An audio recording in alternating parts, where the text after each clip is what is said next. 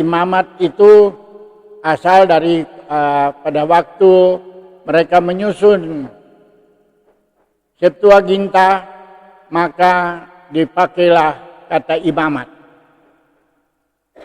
Oleh sebab itu, saudaraku yang kekasih, hari ini kita sudah mendengarkan pembacaan kitab Imamat yang pertama.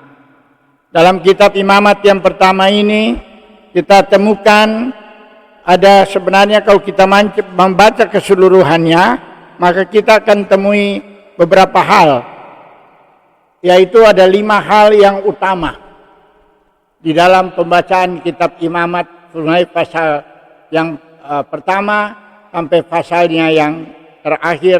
Pembacaan ini adalah di dalam Imamat pasal 6. Di sana ada 5 jenis korban. Yaitu korban pertama adalah disebut dalam bahasa Ibrani korban olah. Sebuah persembahan yang naik. Artinya olah sebenarnya persembahan yang naik ke atas kepada kehadirat Bapa. Ini adalah pengorbanan sukarela atau dalam bahasa Ibrani nedafah, yang habis dibakar seluruhnya dengan api di atas mezbah korban bakaran, harus berupa hewan dan burung yang tidak ada cacatnya. Hewan yang dipersembahkan ini juga ada aturannya. Tidak sembarang hewan, itu hewan yang dipelihara, yaitu mulai dari sapi atau lembu atau sejenis sapi lah. Yang kemudian adalah kambing, domba dan kambing. Itu yang berkenan untuk korban bakaran. Tidak semua binatang dapat dikorbankan. Kemudian bagi orang yang susah, yang tidak punya, mereka itu mengorbankan binatang, burung tekukur dan burung merpati. Hanya 2 burung, jenis burung yang harus bisa dikorbankan. Nah, inilah saudara-saudaraku yang kekasih, yang perlu menjadi perhatian kita di dalam kitab Vayikra ini, atau dalam kitab Imamat. Buku ini dibuka di mana setelah kitab Keluaran berakhir, maka Yahweh memanggil Musa dari Ohel. Dia Ohel Moed kalau dalam bahasa Ibrani.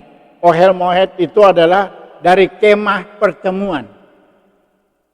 Ya. Nah, ini ada kalanya beda. Harus kita mengerti, ada Ohel Moed dan ada Miskan. Miskan itu tempat kediaman Bapa Yahweh Elohim.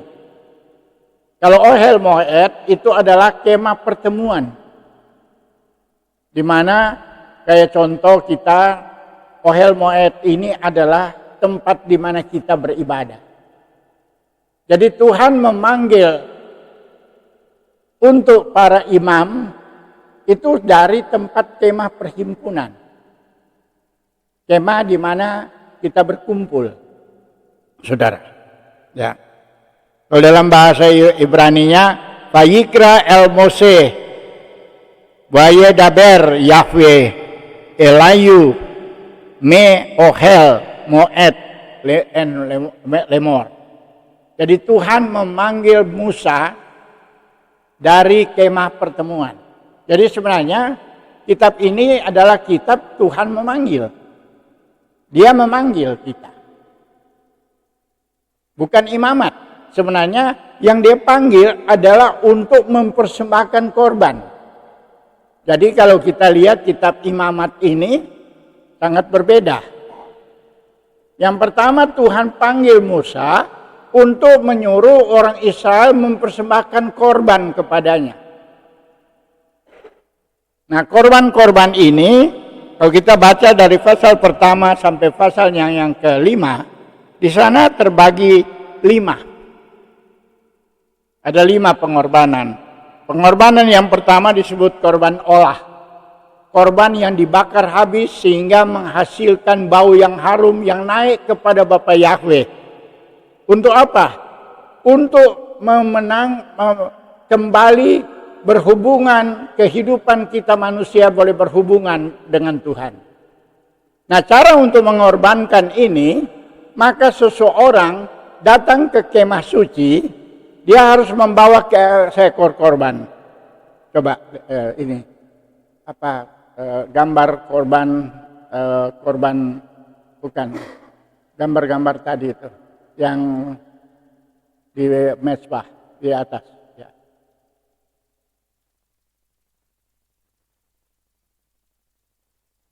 Adakan dua tadi. Nah, ini kita lihat ini ini gambar yang ada di mana? Gambar di bait suci. Jadi bukan di ohel lagi, bukan di kemah suci, tetapi ini sudah gambar di Yerusalem di mana ada bait suci, maka orang membawa sapi. Nah, untuk mengorbankan binatang ini, seseorang menumpangkan tangan ke atasnya. Saudara, di dalam mengorbankan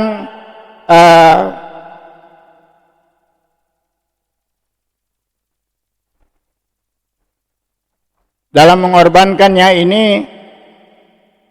seseorang harus sebenarnya berdoa bahwa dia segala kesalahannya ditumpukan kepada binatang itu.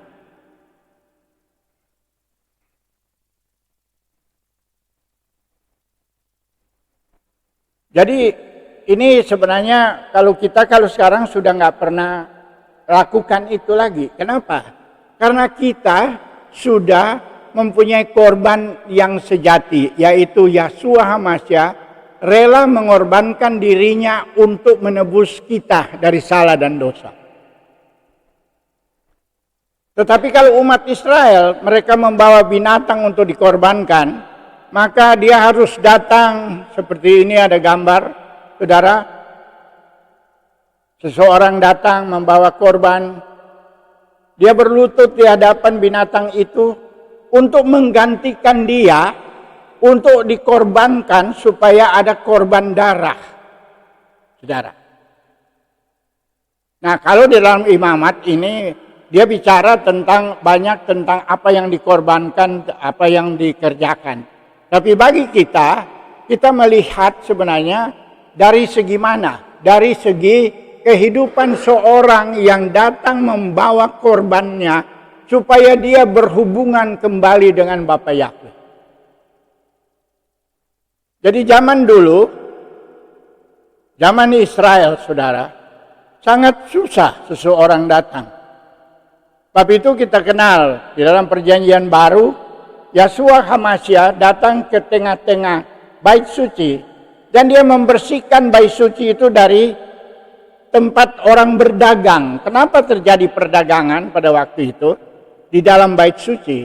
Karena orang yang datang untuk membawa korban, mereka tidak perlu memelihara bawa korban dari tempat jauh, tarik-tarik binatang itu tidak. Mereka boleh beli di situ. Nah, ini yang tidak dikehendaki oleh Bapa Yahweh. Jadi di dalam kehidupan manusia banyak kali terjadi perubahan karena keadaan. Di zaman itu ada mezbah korban bakaran di bait suci. Maka orang kalau datang karena sudah modern, maka mereka tidak lagi membawanya. Mereka tidak lagi memelihara binatang itu, tetapi mereka diuntungkan dengan ada penjualan di sana. Nah, ini yang Tuhan marah, orang berjualan. Jadi keadaan memberikan keadaan sesuatu dalam modernisasi bisa terjadi sesuatu yang tidak sesuai lagi dengan apa yang diperintahkan oleh Bapa Yahweh. Zaman pertama mulai mereka masih bisa beternak, maka orang-orang berternak sendiri untuk korban bakaran mereka. Tapi setelah menjadi modern, yaitu di zaman Yahshua HaMashiach, di tahun dalam perjanjian baru tentunya, Yahshua HaMashiach sebelum dia dikorbankan itu, saudara, terjadi perdagangan. Nah, inilah yang Tuhan tidak kehendaki. Kita merubah sistem. Dalam perubahan zaman memang terjadi perubahan. Berubahnya situasi kayak sekarang, kita tidak perlu lagi kan untuk itu. Tetapi yang Tuhan sudah berkorban bagi kita, banyak kali kita sudah salah kaprah. Ini ambil contoh. Kita memasuki bulan Nisan. Kalau kita di dalam bahasa Ibrani, kita tahu ini bulan Nisan ada bulan di mana umat Israel bersuka cita karena mereka mau dikeluarkan dari Mesir, dari perhambaan. Nah, kita yang sekarang, kita harus tahu bahwa kita sedang dipersiapkan Tuhan keluar dari dunia ini, masuk ke dalam kerajaan surga. Maka ada pengorbanan di sana. Pengorbanan yang dikerjakan bukan lagi oleh binatang itu, seperti yang dikatakan di dalam kitab Ibrani tadi, bahwa bukan lagi dikorbankan binatang, tetapi sudah ada yang berkorban bagi kita. Siapa yang sudah berkorban bagi kita? Yahshua HaMashiach. Kalau kita melihat di gambar yang ada pada kita hari ini, saudara perhatikan, seorang datang bawa domba, dia berlutut di muka domba itu. Dengan menumpangkan tangan, bahkan mengatakan, aku mengorbankan binatang ini, mewakili aku yang harusnya mati karena salah dan dosa. Kiranya Elohim menyambut di binatang ini yang aku korbankan untuk keampunan dosaku. Dan ini terjadi berulang-ulang, saudara. Tiap kali mereka merasa kesalahan, mereka datang membawa korban persembahan. Kita pun yang ada dewasa ini di perjanjian baru, kita tahu Yahshua sudah tersalib bagi kita di puncak Golgota. Kita hanya memandang salib aja. Itu sebenarnya kita dibawa oleh Tuhan untuk mengenang kehidupannya yang tersalib di puncak Golgota. Itu sebabnya umat Nasrani setiap memasuki hari Sabat, mereka mengadakan kidus. Atau dalam bahasa yang kita sehari-hari sekarang adalah pengudusan. Kidus itu adalah perjamuan kudus. Tapi apa yang dilakukan oleh umat Tuhan sekarang? Perjamuan kudus yang tidak sesuai dengan apa yang dilakukan oleh umat Israel. Kita melakukan perjamuan kudus adalah dalam memperingati kematian Yahshua. Kematian Yahshua bukan hanya diperingati sekali setahun untuk kita umat Nasrani. Setiap saat kita harus memperingatinya. Dengan apa? Dengan kita mengadakan kidus. Dengan kita mengadakan perjamuan kudus itu. Supaya apa? Supaya kita dikuduskan. Nah, kalau kita melihat cara orang dulu mempersembahkan korban, dia berlutut di muka binatang itu dengan menumpangkan tangan, dengan berdoa, kiranya binatang ini mewakili aku yang berdosa ini. Dia harus direla mati untuk menebus aku dari kesalahan dosa. Karena untuk penebusan harus melalui darah. Dan darah yang kita terima itu bukan lagi darah binatang untuk sekarang.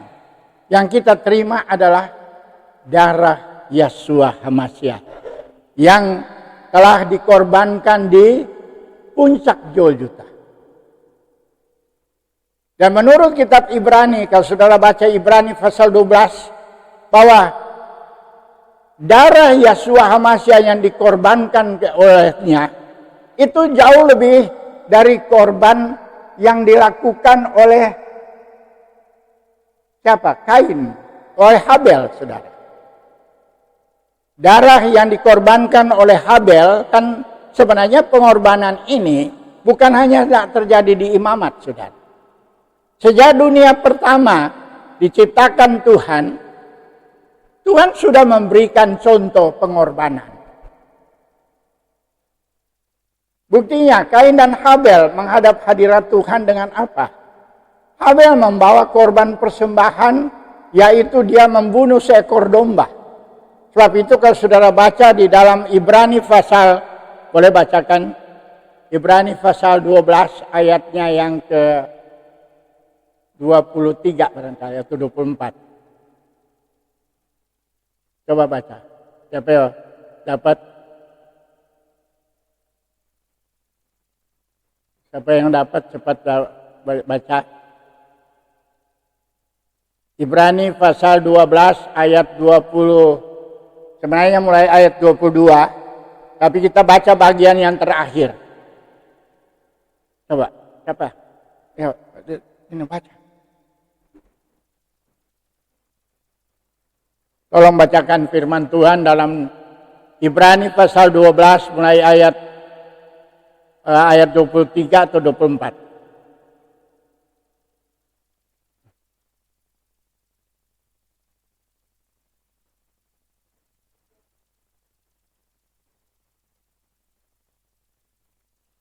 Ibrani 12 ayat 24 ya. Ya. Ayat 23 atau 24 bagian yang mengenai darah Habel.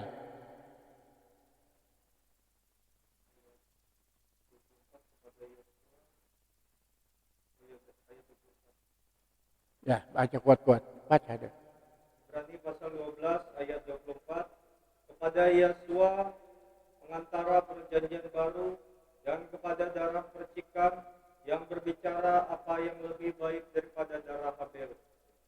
Jadi pengorbanan darah Yeshua HaMashiach itu jauh lebih berharga daripada darah Habel. Darah pengorbanan Habel itu.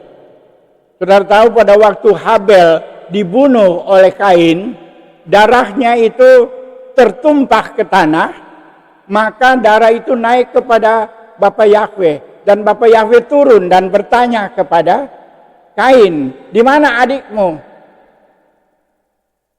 Jadi ada pengorbanan darah itu mulai dari kitab Kejadian pasalnya yang ketiga atau pasal yang keempat. Di sana sudah jelas ada pengorbanan yang darah itu membuat Bapa Yahweh itu turun ke bumi. Sebab itu pada waktu pengorbanan olah di mezbah korban bakaran di zaman di mana Tuhan perintahkan kepada Musa untuk membuat kemah suci itu, di sana terjadi pengorbanan dan ada darah yang dipercikan, saudara. Ini darah inilah yang menjadi pengganti si orang yang mengorbankan domba atau sapi itu, yang membuat Bapa Yahweh itu turun mengampuni dia, memberkati kembali kehidupan orang ini. Nah, ini yang kurang sekarang ini. Kalau saya lihat banyak orang sudah percaya kepada Yeshua HaMashiach, Tuhan dan Juru Selamat, karena dia datang mengorbankan dirinya untuk kita, tetapi tidak lagi menghargai pengorbanan itu. Sebab itu Tuhan sediakan sebenarnya jalan untuk kita. Tapi itu setiap kali kita mengadakan kidus atau kalau dalam bahasa Kristen adalah perjamuan kudus. kita memperingati sampai hari kematiannya, mengingatkan kita tentang kematian Yeshua HaMashiach di puncak Golgota. Itulah sebenarnya, saudara. Tetapi kalau kita melihat sekarang orang yang memberi korban itu, meminta pengorbanan darah Yeshua, itu tidak ada lagi satu kehormatan. Dianggapkan sudah, Tuhan sudah berkorban buat aku kok.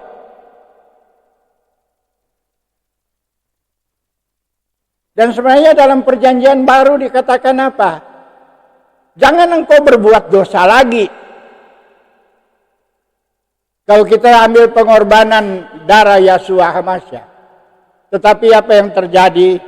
Sebenarnya banyak sekali orang meminta keampunan dosa, habis itu dia bikin lagi. Kita sangat bersyukur karena Yeshua HaMashiach setelah dia mati di kayu salib, dia dikuburkan, tetapi kemudian dia bangkit dari antara orang mati. Pada saat dia bangkit dari antara orang mati, 40 hari dia masih bersama-sama dengan umatnya, menjenguk, mendatangi orang-orang yang percaya kepadanya. Orang di jalan ke Emmaus aja cerita tentang dia hadir di situ.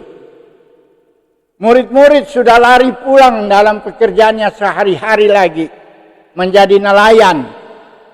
Tuhan datangin mereka waktu pagi. Setelah mereka mendarat, dia minta supaya dia diberi makan. Ya kan? Itu mengenai pengorbanan Tuhan. Tetapi saat ini dia ada di mana? Menurut Stefanus, kesaksian Stefanus pada waktu dia dirajam dengan batu. Karena orang-orang Yahudi pada waktu itu merasa Stefanus telah melakukan pelanggaran, maka Stefanus dirajam dengan batu. Pada waktu dia mau mati, dia lihat langit terbuka. Dan apa yang dia lihat? Ini kesaksian orang yang mau mati. Dia lihat langit terbuka. Dan dia lihat Yeshua HaMashiach berdiri menyambut kehadiran seorang martir yang mempertahankan kehendak Bapa Yahweh. Inilah kehidupan kita yang ada di akhir masa ini. Kita masih bersyukur, berterima kasih kita boleh ngomong sampai saat ini. Tapi nanti ada waktu kita tidak bisa bicara lagi. Kita akan dibungkemkan oleh orang-orang di sekitar kehidupan kita. Bahkan kita akan dilapor oleh teman sejawat kita. Kalau sekarang kita melihat bagaimana kita dalam satu organisasi pun tidak bersetuju satu dengan yang lain, saling melapor satu dengan yang lain. Ini tanda akhir zaman, saudara. Hanya mengasihi dirinya, dia tidak melihat pengorbanan orang lain di dalam pelayanan.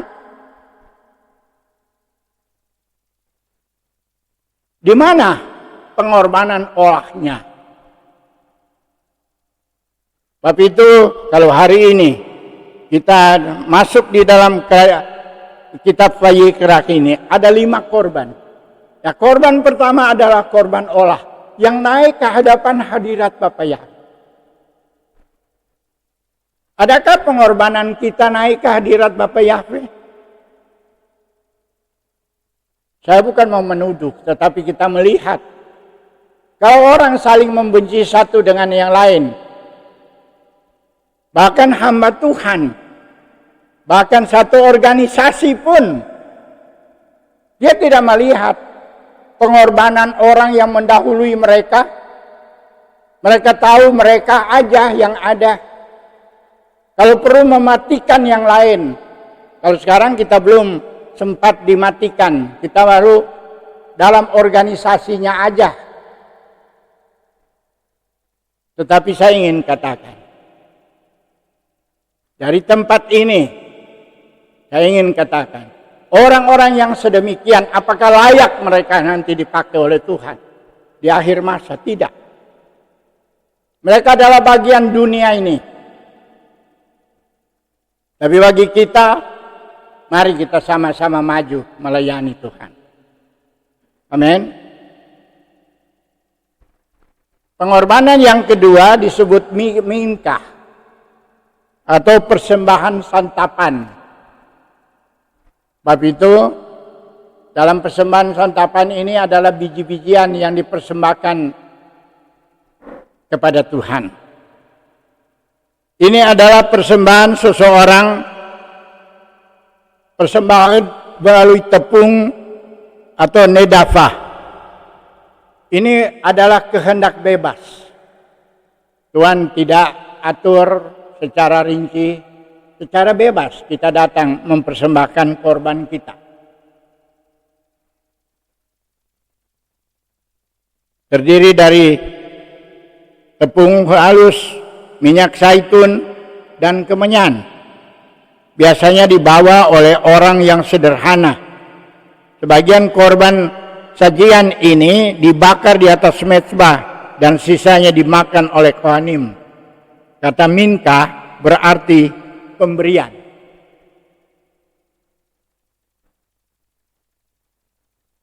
Korban ketiga adalah selamin, persembahan perdamaian. Ini adalah persembahan nedafah atau kehendak bebas juga. Dimakan oleh orang-orang yang membawanya, yang memberikan sebagai cara mengungkapkan rasa terima kasih kepada Yahweh pada saat-saat gembira. Semikah dilakukan meskipun bukannya fidui atau pujian kepada Yahweh.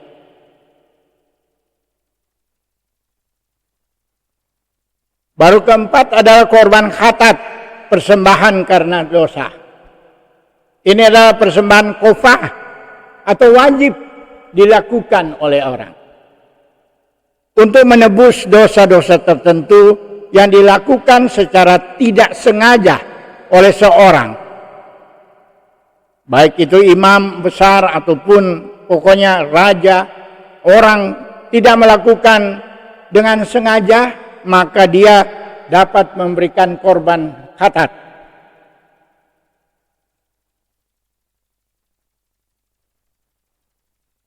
Yang kelima adalah korban asam atau persembahan karena kesalahan. Ini adalah persembahan kofah atau wajib, bagian daripada penyesalan yang diperlukan untuk tindakan tertentu tidak pantas. Misalnya, mempertahankan milik orang lain dengan sumpah palsu. Umpamanya, dia ambil, dia sampai bersumpah, ini punya saya. Nggak tahu itu bukan punyanya dia, punyanya orang. Saudara. Nah, itu dalam persembahan-persembahan yang lama. Nah, bagi kita, apakah salah dosa-dosa kita seperti ini masih ada sampai sekarang? Ya ada. Ada orang berbuat dosa dengan sengaja kok. Tapi ada firman Tuhan, dia bilang orang yang berbuat dosa dengan sengaja, dia nggak diampuni lagi. Hati-hati. Dia harus membayar dosanya sendiri dengan pengorbanan dirinya sendiri. Kita kan banyak kali terjadi melakukan kesalahan yang ya kita lakukan sadar tidak sadar sebenarnya bahwa kita melakukan salah. Sebab itu kalau kita didatangkan oleh Tuhan penyakit, didatangkan oleh Tuhan sesuatu yang kita menderita, itu adalah karena kita sedang membayar dosa kita sendiri dengan pengorbanan yang ada dalam diri kita. Kekurangan kita, kesalahan kita. Saya masih ingat tanggal 28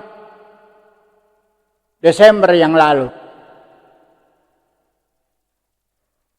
Sebagai hamba Tuhan yang masuk ke dalam akar Ibrani, Pada waktu melaksanakan pekerjaan Tuhan bersama-sama dengan hamba Tuhan yang lain, saya kurang. Saya tidak mengingat. Sehingga saya sakit. Untung Tuhan masih berkemurahan kasih kelanjutan hidup saya lagi. Kalau orang sudah pingsan, udah nggak tahu apa-apa, kira-kira untuk apa? Saudara. Sampai saat ini, tadi pagi pagi-pagi masih ada panas matahari, saya jalan kaki hanya 150 meter. Tapi saya merasakan ada kekurangan dalam kehidupan saya yang sudah usia mau 83 tahun ini sudah. Waktu jalan, kaki saya merasa sakit. Dan Tuhan katakan, saya tanya, Tuhan, sembuhkan saya daripada penyakit yang melanda saya. Saya ingin melayani pekerjaan-Mu. Tapi di dalam berjalan yang hanya 150 meter dengan cucu saya, di situ Tuhan masih beracara dengan saya. Mengingatkan kehidupan saya yang penuh dengan kekurangan. Penuh kelemahan, ketidaksanggupan kita. Banyak yang harus saya kerjakan, tetapi sudah tidak sanggup lagi dikerjakan. Tapi saya bersyukur, berterima kasih. Tuhan masih berikan saya kesempatan untuk melaksanakan pelayanan pekerjaan Tuhan sampai hari ini. Sebab itu saudara-saudaraku yang kekasih di jauh, tolong bantu di dalam doa kami suami istri yang sudah di usia lanjut ini masih tetap mengerjakan pekerjaan Bapa Yahweh. Untuk mengerjakannya ini masih banyak yang harus kita kerjakan. Kekurangan-kekurangan kita masih banyak. Dan tadi malam saya membaca firman Tuhan yang akan disampaikan pada hari ini. Saya sangat merasa kekurangan, ketidaktaatan kita selama ini. Banyak waktu yang kita buang cuma-cuma. Tapi sekarang saya bersyukur, berterima kasih. Tuhan masih memberikan kita waktu untuk melayani pekerjaan Tuhan. Sebab itu kalau kita membaca kitab Imamat ini, dengan 5 pengorbanan yang dikerjakan oleh umat Israel, dan itu sudah digenapi oleh Yeshua HaMasyiah untuk kita. Kita bersyukur. Dan tidak perlu lagi potong domba. Karena darah Yeshua HaMasyiah sudah menebus kita dari salah dan dosa. Tapi yang Tuhan ingatkan saya tadi pagi, perhatikan apa yang dilakukan oleh umat Israel. Karena kekurangan yang dilakukan oleh umat Israel itu mendatangkan kutuk atas kehidupan mereka juga. Sebab itu kitab Nabi Yesaya tadi menegur umat Israel karena mereka tidak mencari Tuhan yang benar. Tetapi sudah demikian rupa keadaannya. Tapi Tuhan toh datang lagi dengan penuh kasih kepada mereka. Tuhan tidak melihat kekurangan umat Israel ini. Mereka tidak mencari Dia, bahkan melakukan banyak hal pelanggaran-pelanggaran yang mereka lakukan. Tetapi Tuhan tidak pernah membiarkan kehidupan umat Israel. Dia tetap datang, Dia tetap memberikan kepada mereka berkat dan anugerahnya yang luar biasa. Terus melimpah di dalam kehidupan umat Israel.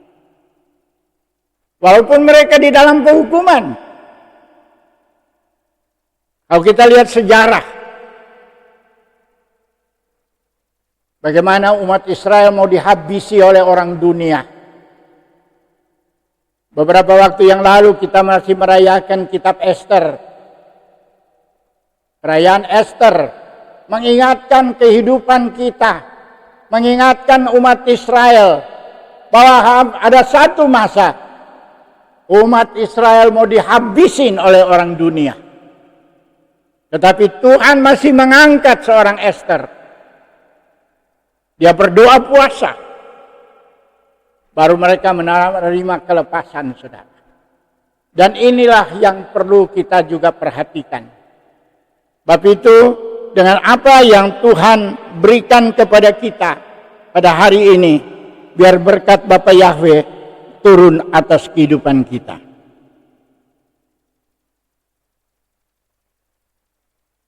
Kita tahu bahwa umat Israel kan harus menderita.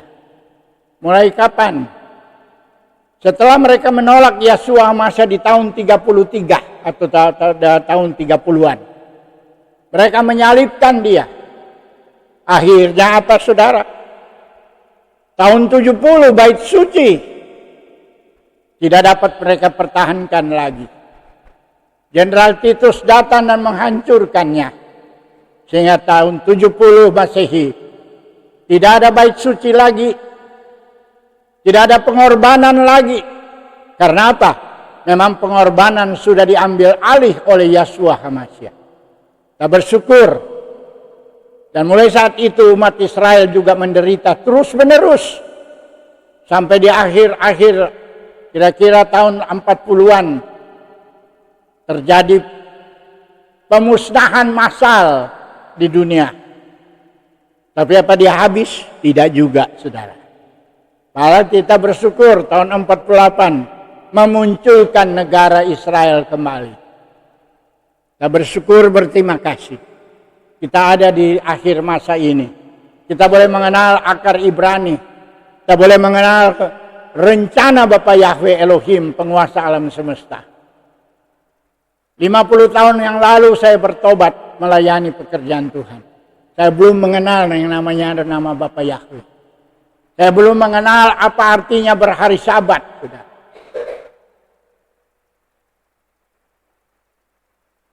20 tahun yang lalu, boleh dikatakan 23 tahun yang lalu, saya baru mengenalnya.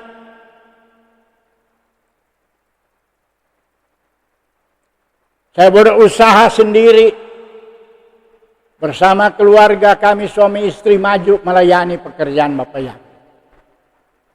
Hasilnya sangat sedikit. 23 tahun kami melayani di akar Ibrani. Kami melihat orang-orangnya cuma itu doang. Tidak banyak. Jadi bersyukur dan berterima kasih kalau kita boleh mengenalnya. Itu adalah kemurahan dan kasih Bapa Yahweh untuk kita.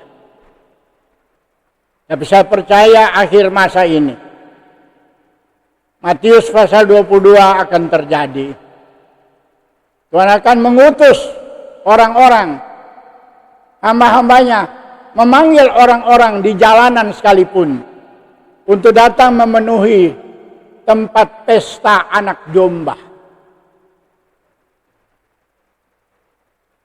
Dan itu bagian kita. Sebab itu dia katakan, aku memanggil burung buas dari timur, dan orang yang akan melaksanakan keputusanku, karena keputusanku telah sampai. Biar kita menyerahkan diri sungguh-sungguh kepada Tuhan, supaya Tuhanlah yang akan beracara di dalam kehidupan kita. Supaya kehidupan kita, Tuhan bukakan rahasia-rahasianya. Tuhan buka rahasia tentang pengorbanan, ada 5 pengorbanan hari ini. Kiranya berkat Bapa Yahweh turun atas kehidupan kita. Sebab itu saudara, kita patut bersukacita karena Tuhan terutama menyangkut apa yang ditulis di dalam kitab Nabi Yesaya, menyangkut masalah penyembahan berhala oleh umat Israel. Bangsa pilihan Tuhan toh sudah masih juga menyembah kepada berhala. Mereka beralih daripada pengorbanan yang diberikan oleh Tuhan. Tetapi kasih Tuhan tetap nyata di dalam kehidupan mereka. Itu yang tadi kita baca di dalam kitab Nabi Yesaya. Di dalam berita Dasyah atau di dalam perjanjian baru, kita menyangkut keunggulan pengorbanan Yeshua HaMashiach. Bagi pengorbanan sekali untuk selamanya. Untuk dosa-dosa kita. Pengorbanan dan persembahan harian, Minkah datang untuk memenuhi kehendak Yahweh dengan menjadi patuh kepada semua yang dituntut oleh firman Tuhan dan dengan mempersembahkan dirinya sendiri sebagai korban dan pengorbanan terakhir benar-benar tanpa noda atau cacat. Itulah yang Tuhan Yeshua HaMashiach lakukan untuk kita. Ketika dia berkata, kamu tidak menginginkan atau menyukai korban dan persembahan dan korban bakaran dan korban penghapus dosa. Ini dipersembahkan menurut Taurat. Lalu dia menambahkan, lihat aku datang untuk melakukan kehendakku, yang menghapus yang pertama untuk menetapkan yang kedua.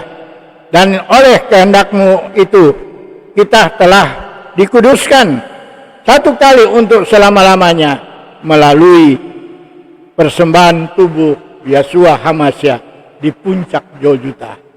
Sebab itu kita patut bersyukur, berterima kasih buat kasih dan setia Bapa Yahweh. Karena di dalam Ibrani 13 dikatakan ayat 10, kita mempunyai satu mezbah dan orang-orang yang melayani kemah tidak boleh makan dari apa yang di dalamnya. Karena tubuh binatang-binatang yang darahnya dibawa masuk ke tempat kudus oleh imam besar sebagai korban penghapus dosa, dibakar di luar perkemahan. Itu jugalah sebabnya Yeshua telah menderita di luar pintu gerbang untuk menguduskan umatnya dengan darahnya sendiri.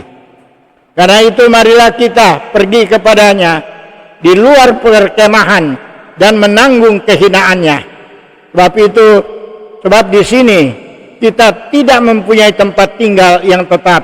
Kita mencari kota yang akan datang.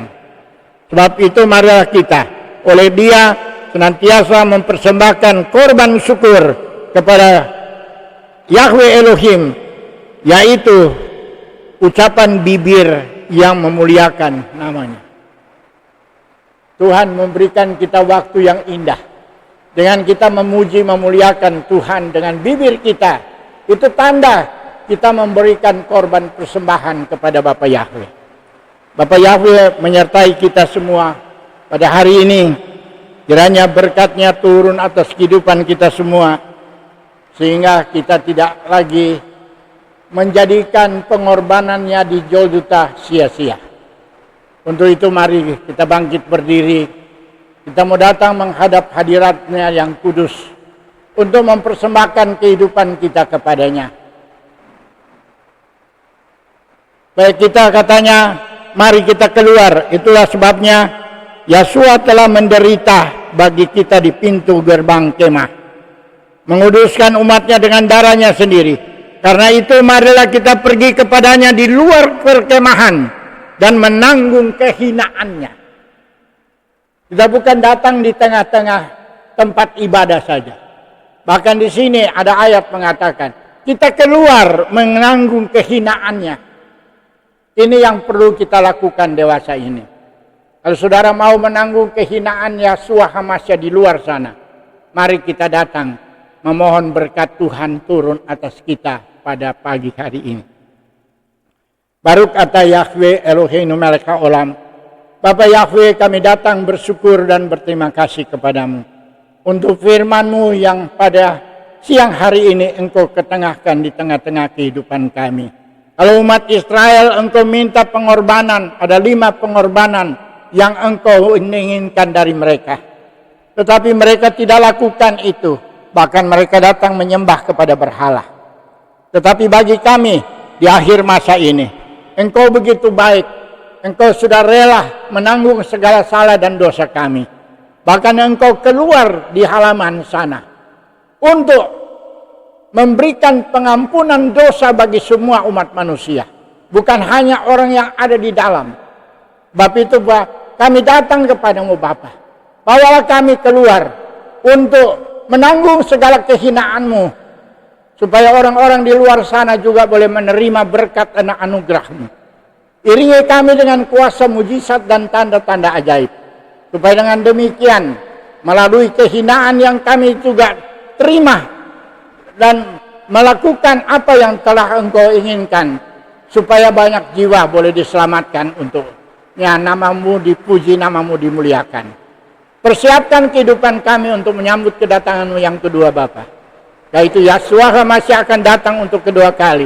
Untuk ikut memerintah kami di dalam kerajaan 1000 tahun. Berkati kehidupan kami semuanya. Sehingga nama-Mu dipuji, nama-Mu dimuliakan. Terima kasih Bapa. Terpujilah nama-Mu. Janji-Mu setia terus menyertai kehidupan kami. Bisem Yeshua HaMashiach. Sarha Shalom. Haleluya. Haleluya, amin. Silakan duduk kembali saudaraku yang kekasih. Mari kita sambut firman Tuhan dengan hadafar hakai. Baru kata Yahweh Eloheinu melek haolam, aser natan lanu, hadafar hakai, bamasiak Yeshua. Kita nyanyi bersama Ed Saim, pohon kehidupan.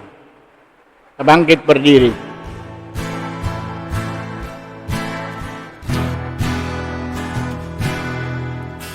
Esaim lama kasih kimba fetom keha meyusar berak kehadar ke noam fekang netipoteha shalom. Veinu Yahweh Eleka Venasufa Kades Yamenu Kades Yamenu Kekede.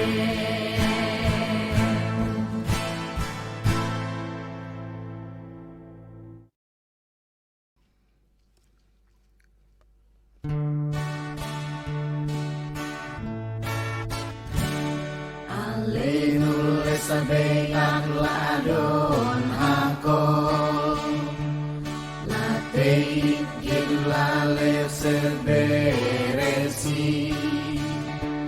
Seloasanu kegoy haratso Pelosamanu kemistekot hadama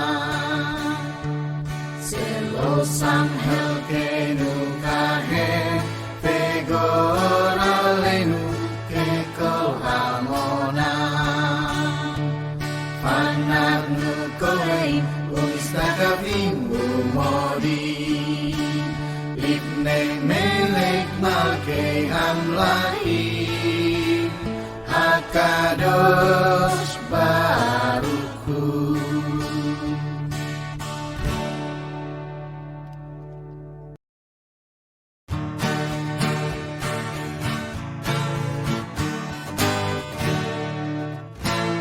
Según Mote Samaim Yosef Ares Umosaf Ikaro Basamaim Mimaano Uskina tuso Begov Hemerobim Eloheinu Eot Emet Malkeinu Ebesulato Karkatu Betorato Veyagata Hayom Fahaseifota Elefa Veka Ki Yahweh, Uha Elohim, Basamayim, Mima'al, Ve'al Haaretz, Mitakat Elon, Ve'nemat, Ve'haya Yahweh, Lemelech Kol Haaretz, Bayom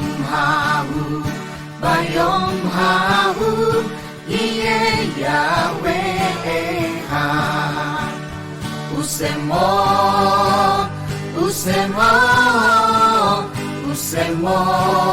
Echad. Mari kita menandakan tangan untuk menerima berkatnya. Yefareka Yahweh feis mereka. Yahweh memberkati engkau dan melindungi engkau. Yair Yahweh panaf eleka fikuneka. Yahweh menyinari engkau dengan wajahnya dan memberi engkau kasih karunia. Yisah Yahweh panaf eleka. Veyaseim leha shalom. Yahweh menghadapkan wajahnya kepadamu dan memberi engkau damai sejahtera. Bisem Yeshua Hamasya Sarha Shalom. Dalam nama Yeshua Hamasya Raja Damai. Semua yang percaya kita katakan amin. Bapak Yahweh menyertai kita semua, sahabat.